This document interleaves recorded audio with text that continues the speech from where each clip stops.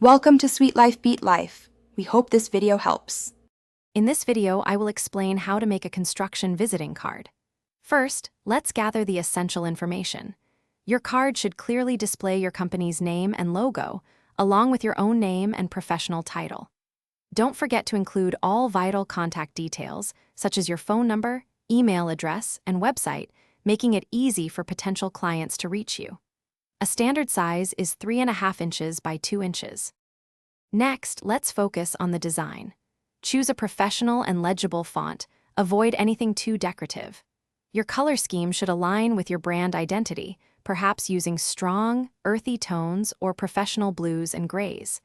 Consider adding a high-quality image, like a blueprint or a building silhouette, to visually represent your construction business. Keep the design clean and uncluttered for maximum impact.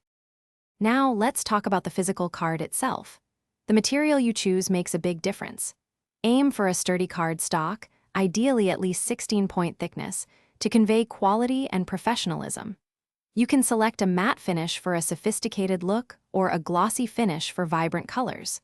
For an extra touch, consider special finishes like spot UV coating or embossing to make your card truly stand out.